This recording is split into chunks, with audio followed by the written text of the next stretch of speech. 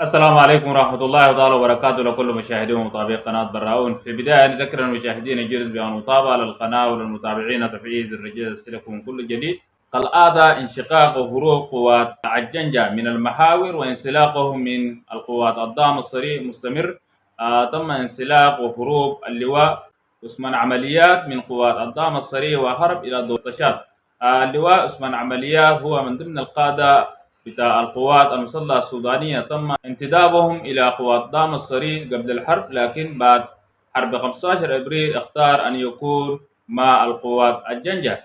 اللواء عثمان عمليات لواء بتاع كلية حربية، زول عسكري بارز، له بصمات واضحة في القوات المسلحة السودانية، لكن هو اختار الجانب بتاع القوات الدعم السريع واشتغل معه شغل مهم جدا وشغل منظم الفترة الفاضلة كلها. لكن الآن هو انسلق وهرب إلى دولة التشاد. الآن في مساومات بين الحكومة التشادية وقائد قوات الدعم السريع، لأنه الزود ده الصندوق الأسود بتاع القوات الجنجة، وحرب بملفات خطيرة ومهمة جدا، لأنه ملفات عند عثمان عمليات إذا تسرب إلى القوات المسلحة السودانية أو أي جهة تانية سوف يدان القوات بتاع جنجا وقاداتهم كلهم، لأنه دول ده صندوق مغلق بتاع كل الأسرار وعمليات حربية والدعم بتاع الدول والدول اللي تدعم القوات الجنجا والشخصيات البارزة المعروفة لدى الاستخبارات السودانية لدى الشعب السوداني اللي قاعدين تدعم قوات الجنجا وواقفة معه. عشان كده القائد بتاع القوات الجنجا الآن عامل استنفار شامل كامل لكل وحداتها وكل ثقلها السياسي والدبلوماسي مع دولة التشاد، عشان يحاولوا يغنوا حكومة تشادية لتسليم عثمان عمليات. وأيضا في محور بتانيالا انشقاق وانسحاب مجموعتين، مجموعة 46 ومجموعة 47 من المقدمات. الآن أمروا عناصرهم من الانسحاب من المحاور، سواء كان في محاور بتاع كردفان أو دارفور، وعملية تفكك وانهيار القوات الجنجة مستمرة. وفي تسجيل جديد مسرب من فنا هو بالشاجر واحد من القادات البارزين بتاع القوات الأنفوقات، قائد رفيع المستوى، اتصل لسافنا، لكن سافنا أمر تسجيل صوتي وسرب المكالمة بتاعهم في الميديا. فيها تهديدات قائد المنشق سافنا خط له للآخر، قال له أنا لا بعرف حمتي ولا إبراهيم دوغلو، قال شغلتكم ده شغلة بائزة ومنتهية، ربنا يزيد كيدهم في نهرهم. وإلى جنوب دارفور نيالا مشتعلة على صفيح حفرة من النار. القوات المسلحة السودانية ضربت ضربات جوية ناجحة في مدينة النيالا وسط نيالا وشرق نيالا، وقدرت أن تجتم أرض 35 عربية وهلاك 18 من الأنكوكات. الآن الإحصائيات الأولية من أرض الميدان من مصادر موثقة من مدينة النيالا. النيالا عبارة عن مدينة منكوبة، كل يوم كل رأساء القوات المسلحة السودانية تهيئ عدد كبير من العربات وعناصر بتاع الأنكوكات عبر مسيرات استراتيجية ونسور الجو. نصر من الله وفتح قريب كده. خلونا نسمع جزء من مكالمة المسربة بين قائد المنشق رزق سافنا وواحد من قادات بتاع قوات الجنجة وأسر هروب عثمان عمليات على قوات الجنجة. ونسمع كلام بتاع مجموعة المنشقة، مجموعة 46 و47. السلام عليكم. في ظل الانشقاقات المتوالية اللي بتعاني منها ميليشيا الدعم السريع، شفنا انشقاق النور قبة وشفنا انشقاق السافنة والأشرات في محور كردفان، بالأخص محور بارا والمحاور بتاعت كازقيل والحمادي انشقوا الأشرات من القيادات، وطبعا ديل بتابوهم المئات من الجنود. تطور لافت حصل يوم أمس، وهو الكلام ده ما من يوم أمس، له أكثر من شهر، لكن تأكد يوم أمس اللي هو اللواء عثمان عمليات. عثمان عمليات معروف لواء تابع للقوات المسلحة، وكان منتدب في ميليشيا الدعم السريع وانشق مع ميليشيا الدعم السريع. عثمان عمليات حرب إلى دولة تشاد، وحميتي أمر السلطات التشادية أو طلب من السلطات التشادية بأنهم يسلموهم عثمان عمليات. طيب ليه الكلام ده حصل؟ الكلام ده حصل بكل بساطة اللي هو تركيبة ميليشيا الدعم السريع. الميليشيا يا جماعة التركيبة بتاعتها هي تركيبة قبلية بحتة، بتعتمد على الولاء القبلي. وبعد الانشقاقات اللي حصلت ابتداء من كيكل ومرورا بكل الشخصيات اللي انشقت من ميليشيا الدعم السريع، أصبحوا قيادات السريع وبالأخص من الأسرة المالكة اللي هي أسرة حميتي لا تثق في أي شخص خارج إطار العائلة. لذلك التطور ده حصل داخل فالآن عثمان عمليات وضعه حرج جدا موجود في دولة تشاد، وطبعا أسبابه حتى الآن ما ظهر السبب اللي خلاه إنه يتخذ الخطوة دي شنو ويحرب إلى دولة تشاد. لكن الشيء الأكيد بأنه تشاد الآن بتعوي الكثير جدا من قيادات ميليشيا الدعم السريع. وأمس تحدثنا عن مسار عبد الرحمن أصيل، وده يعتبر من رجال الإدارات الأهلية، أيضا حرب إلى دولة تشاد، وغيره من العشرات من قيادات حميتي. طبعا زي ما قلنا لكم ما معروف مكانه بالضبط وين، احتمال يكون في جوبا، يكون في كمبالا بدولة أوغندا، أو يكون في نيروبي بكينيا، أو يكون في أديس، وأغلب الظن أنه بيكون موجود في أبو ظبي في دولة دي المناطق اللي بتجول فيها حميتي. ومن المعلوم أنه التطور ده حيزيد إذا انشق عثمان عمليات ورفض أنه يعود إلى الدعم السري.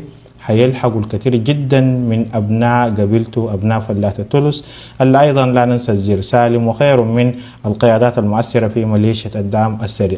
الانهيار يا جماعة في شكل تصاعدي يوميا.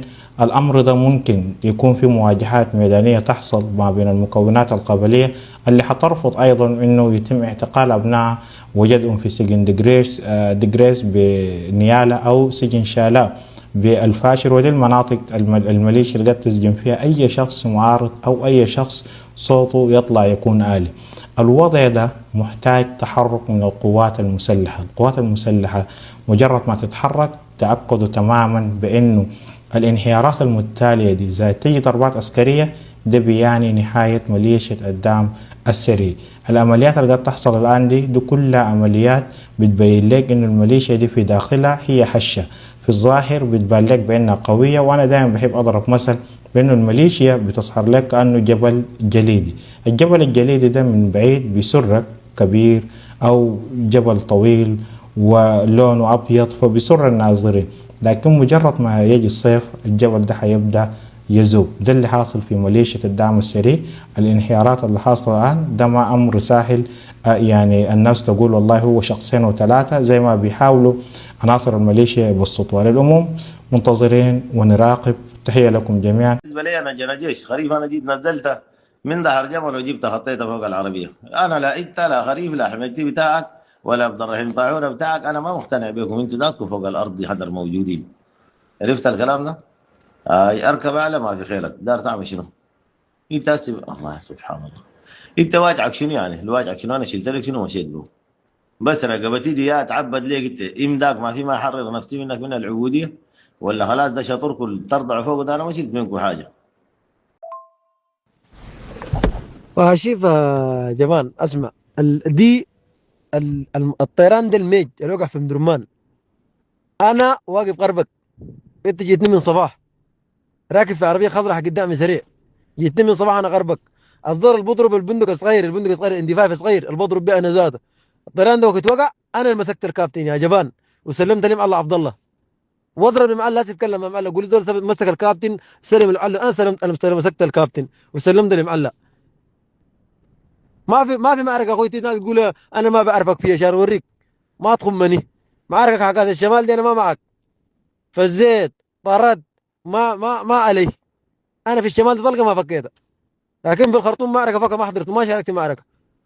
يكره عليك الله. عندك رساله فوق انا ما سمعتها، كيف يا سافلنا؟ انا تاريخي تعرفه كويس، انت تعرف تاريخي كويس يا كلب، تعرف تاريخي كويس وراجع حساباتك واسال جدودك، اسال جدودك انت تاريخيا يا عميل. انا بعرفك عميل وبعرفك رخيص وبعرفك لقيط بتاع ماده بتاع مال جاري ماشي وين. وحمدتي نفسي انت بتسيح فوق ده، وحمدتي اللي بتأير فوق ده، حمدتي سواك راجل، وحمدتي جابك عملك راجل وصنعك انت. حمدتي واحد اثنين خريف انت بتقول خريف جنجيش حقك ده، خريف الصنعك انت، الصنعك انت عملك راجل، وخريف عملك انت ذات شكل الرجال يا جبان. تعرف شنو؟ الرجال ما بقودون باللايفات، الرجال قودون بالحكمه، الرجال قودون بالراي. انت لا حكمه لا راي، انت بتاع لايفات، انت عقلك ما تمام، زول واحد سكاري وسفيه. عارف لك شنو؟ انا ما بعرف لك اي حاجه اقسم بالله. ولا عندك تاريخ، تاريخك حكامات، تاريخك حكامات. بس بنت خالتي غني فوقي، وبنت عمتي غني فوقي، وبنت اباك غني فوقي. هسه ليك مشيت لك تويتر يقول لك غني ما بتغني فوقي، ومشيت لك خالتي يقول لك غني ما بتغني فوقي، مرتها بتغني فوقي يا جبان يا افن. ماشي هناك داير شنو انت؟ الناقص لك شنو؟ اقوى دينا مع مالك دينا مع عيالك هنا ده وكل فقانه مكوب لك وبقرك اكل فيه ماشي هناك عشان يدوك قروش على لقيط. انا بعرفك انت ماجور ومرتزق عرفت؟ وحياة دين اسلامي. يلا هلا يا رجال انت شيل وزرك وتعال وانا بشيل وزري تعال. انا بشيل وزري الاصول والشرف والعز والكرامه بجيك وانت شيل مرتزقتك وشيل كواقيلك وشيل عبد بدت قلق وتعال واقسم بالله العظيم يا جبتك حي يا جبتك حي بس واحد من اثنين يا سلمتك للكريم يا جبتك حي اقسم بالله العظيم ثلاثه الاثنين دي انت ما تنجى منين يا جبتك حي يا وديتك للتوج مباشر. وهلا يا رجال ونتواصل بس ونتلاقى معك في الميدان وبتحدي. ناس بقروشكوا اجروا لكم اخرين جيبهم اجروا لكم ناس بقروشكوا خليه يجوا يلاقوني. انا قبلكم ما فكرت فوق المشي كله انتوا بس حقارتكم انتوا بتخلي والله دول يمشي للشيطان مش يمشي للقران كويس. شيطان على شيطان انتوا شياطين وغيرك شياطين لكن بعد ده انتوا كلها شيلوا شيلتكم الكلاب. انا والله ما خاطي لكم مستوى حق حرب ولا خاطي لكم راس حق حرب. بفتكر ده حقكم وابيتوا به وده شغلكم انتوا بتفتكروا الدعم دعمكم تاسيستكم سيروا لكن ما تتدخلوا فوق حاجات الناس. انت صيفتك وانت تركتك كان بيجي شد وجز قسما بالله ما بتقدروا. علينا جينا لهدف ومارقين لهدف يا جماعه صح؟ لا والله ما صح عندنا هدف جينا ليه ومارقين بهدف ودايرين نحقق هدف. والله قعد البيت ده ما بسوانا وما دايرين نغني رساله نهايه. والرساله دي ان شاء الله توصل الصيد الغايد وغايد الثاني والمفوجين كلهم. المفوجين كلهم الرساله دي توصل. يعني احنا من 15 ابريل قاعد ما استلمنا حديده من الدعم السريع ولا استلمنا حديده من المؤسسه بحقنا حديدنا الشخصي وماشيين جاريين في الميديا دي كملنا المعارك دي كلها لحد اليوم ده لليوم ده المجاميع 146 147 للبابا وللبريد. اي زول في المتقدمات اي زول انسحاب فورا المنطقه اكس دي والمنطقه اكس دي هنا خليناها. والله لو سلمتونا حديدنا ده الصيد الغايد وغايد الثاني وخالد الغالي مباشر انت جيتنا هنا ومشيت ده نقلتونا من الجنين زالينجا من زالينجا نقلتونا نيالا من نيالا قاعدين تتصفوا فينا. انا هنا ما ناس سفاهه الله وما بنرضى بحقنا نهائيا. حقنا ما بنرضى به. العشاوز دي والله في عشاوز دي راكبه قسم بالله كروزلات دي بحقها دقتها في المصفحات دي كملتها وقالت ما صح والله ما صح ما بنرضى بحقنا. من على اليوم يومنا ده السيد الغايد دار تتم لنا حقنا خلينا نطلع. ما دار تتم لنا حقنا زول بقلبك وقعد فريقه ماتي نرجع فريقنا ونبيع حديدنا بحقنا وبنركب واي دقن محتار في دقن ما في. الراجل خليه يمشي يقول في عربات جماعة طبعا شالوا منظوماتهم الدفاعية من نيالا والجنينة من مناطق كثيرة. خلوا الدعامة قاعدين في سهرة. قالوا يا اخي ايران راكبانا مسيرات وصواريخ الليل والنهار ونحن يا اخي محتاجين للمنظومات دي. والدعامه داقين جرس قالوا الفلول ركبونا في نيالا ركبونا في نيالا. وين المنظومات الدفاعيه؟ الجماعه ضربوا الشدر ضربوا الغابات نحن ما قلنا لكم يا دعامه دويلة الشر دي بتخليكم في الفرقه. قلنا لكم دويلة الشر دي بتغطس حجركم لكن راسكم قايو ما بتسمعوا الكلام. جايبالكم الوجبه اللي بيسكركم دي تاكلوا سكرانين. الواحد يكون شبعان واقف النبك والله يا سر العظم ده والله العظيم ما يخلي فيكم نفاخ النار. والله يكملكم وينتقم منكم اشد الانتقام يا دعامه يا عيال العوين. الله اكبر عليكم يا سكاره يا مغزيون. كلام كده غريب بصراحه. انتقاد يعني زول يا جماعه والله يا جماعه مشكله اذا كان مشكله. انا طلع اخوه نفسه قال لك الزول ده عنده مشكله مع القياده بس مشكله شخصيه. فما تلم الموضوع تقول ما عندكم شهاده. طيب انت كنت لما سايقهم 3 سنه بدل الليله بس عرفت انه ده ما عنده شو يا اخي. الواحد يمكن طلعت اختلفت معانا ما تطلع بكرامتك يا اخي ما مشكله يا زلمه عادي جدا يا اخي. والله العظيم اقسم بالله يا صافانا لو ما طلعت التسجيل الاخير والله نحترمك كم مشيت ضميت الفلوس ذاتها والله انا دي شخصيا ما اطلع افتح فيك لايف، والله انا احترمك، لكن تسجيلك الاخير ده والله نسفت تاريخك كله. تيجي تقول ما عندك شهداء؟ في عرضك ليل ونهار بقول لك الضيف انت اسمه شايفينك والضيف، شايفينك عرب شتات، شايفينك نيجري تشادي، زول جردك من وطنيتك وجردك من ارضك ومن حقوقك في الدوله السودانيه دي ومسح تاريخك كله. تقول ما دافع عن نفسي؟ زول بيطعن في عرضته بقول لك زول ما دار السلام، زول بيحارب ليه الان بقول لك بل بس مصادر من اياه دمرها في قريه رسوم اطفال تم في رمضان ديل شنو؟ ذنبهم شنو؟ بيع حميرهم ذنبهم شنو؟ ديل يعني انا اشوف المركز زمي هناك يدور مسيرات وطيران يجي ليل نهار، يعني ما دافع عن نفسي. اذا كان ربنا سبحانه وتعالى شايف انه دي نحن ما بندافع عن نفسنا ما اذا ما في عداله في السماء، اذا كان نحن ما في عداله في السماء، مش في نظرك الواحد لو اختلف مع الناس يختلف بكرامته يا اخي، لكن والله خط احمر اقسم بالله كده. فالله المستعان يا شباب. تفضل يا الفرصه من واقفه منه. انا والله زعلت بس سريع انت كلامك سريع. جيت للناس يمحلون كيف شيء تجي الله يزيل جيت الخرطوم بنفسك كيف الخرطوم دي حقك انت؟ الخرطوم دي حقك الخرطوم انت قلت دافعت عن نفسنا، دافعت عن نفسك يا اخي سؤال الخرطوم دي حقك انت؟ سؤال الخرطوم دي حقك انت؟